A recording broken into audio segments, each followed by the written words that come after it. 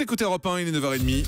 Le journal des médias avec Thomas Joubert. Bonjour Thomas. Bonjour, à la une ce matin, une affaire de harcèlement chez les Miss France en Lorraine. La chasse aux supporters racistes de Chelsea dans les médias britanniques. Et Nabila n'a pas apprécié les déclarations de Christophe Ondelat.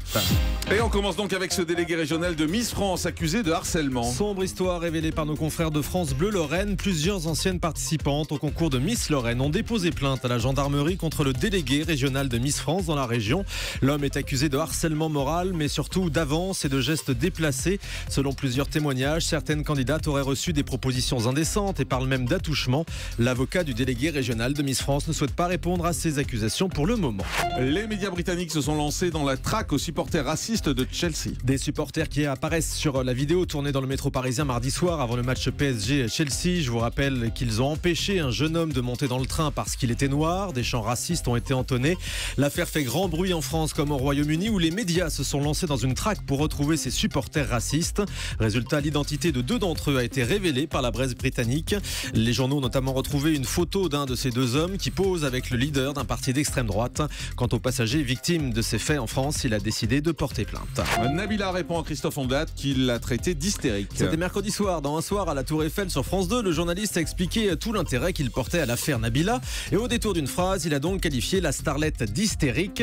C'est évidemment sur Twitter qu'elle a répondu. Alors ça commence par LOL. Christophe Omelette, comme elle l'appelle.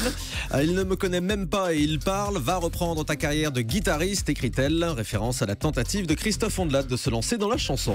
Gérard Rolls se dit touché par les critiques contre le service des sports de France Télé. Le commentateur a été particulièrement moqué pour son emballement un poil excessif en début de semaine après la victoire du Français Jean-Baptiste Grange au Mondiaux de ski. Gérard Rolls était l'invité de C'est à vous hier soir pour répondre à ces moqueries et aux critiques. Et je pense qu'on ne nous pardonne rien, France Télévisions. Beaucoup plus que les autres, on est sous l'objet de la critique. Je sais pas, c'est un truc, on cherche pas à être à la mode. Et je veux dire, globalement, quand on fait quelque chose de bien, on n'en parle pas. Et dès qu'on fait quelque chose, un tout petit peu, un mot de travers, boum, on prend des critiques parce que nous sommes une télévision nationale, publique. Donc oui, bien sûr, à la critique. Je l'ai toujours dit. Mais qu'est-ce que c'est que ces attaques personnelles ? Voilà, Gérard Rolls invité hier de C'est à vous.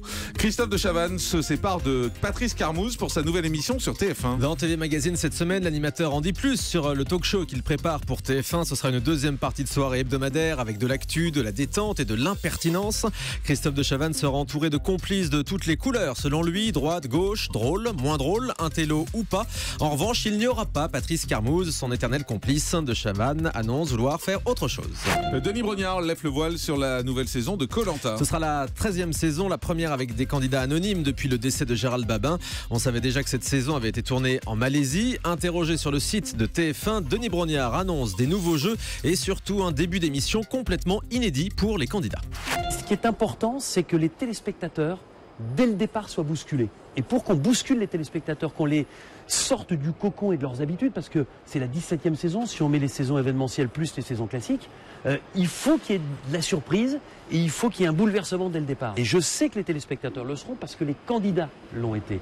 Et les 20 candidats qu'on prend, parmi eux, il y a des véritables bibles qui connaissent tout de Koh-Lanta de la première à la dernière saison. Ça veut dire que n'imaginez pas que Koh-Lanta va commencer avec 20 candidats, 10 d'un côté, 10 de l'autre. Je vous en dirai pas plus, mais je vous garantis un début d'émission totalement inédit. Voilà, c'est une belle promesse, on verra si ce sera à la hauteur. De toute façon, Denis Brognard viendra nous en parler ici sur Europe 1. La série courte de TF1, Nos chers voisins, va devenir un téléfilm. Une histoire de 90 minutes et plus seulement des sketchs selon TV Mag. Pour l'occasion, les voisins sortiront de leur immeuble. On devrait retrouver les personnages dans un nouvel environnement, notamment en vacances. Les tournages commenceront d'ailleurs cet été dans le sud de la France. Marine Le Pen va porter plainte contre Libération. Le quotidien publiait hier une enquête sur le financement du Front National, laissant entendre qu'il existerait un système d'enrichissement illicite. La présidente du FN a annoncé hier qu'elle allait porter plainte contre Libération en précisant que son parti n'avait rien à se reprocher. Et puis une invitée de marque au grand journal de Canal+, le 2 mars prochain. Oui, la chaîne a confirmé hier la venue de Madonna pour la sortie de son nouvel album Rebel Heart. Cela fait 10 ans que la chanteuse n'est pas apparue sur un plateau français. La dernière fois, c'était, vous vous en souvenez Jean-Marc, en 2005, à la Star Academy. Oula, ah oui, avec vieux. Nikos, elle avait chanté avec les candidats. Mais elle sera sur Europe surtout. Et elle sera évidemment sur Europe 1 vendredi prochain, invitée de la matinale, interview, événement et donc au grand journal un petit peu plus tard. tard, le 2 mars, interview et live.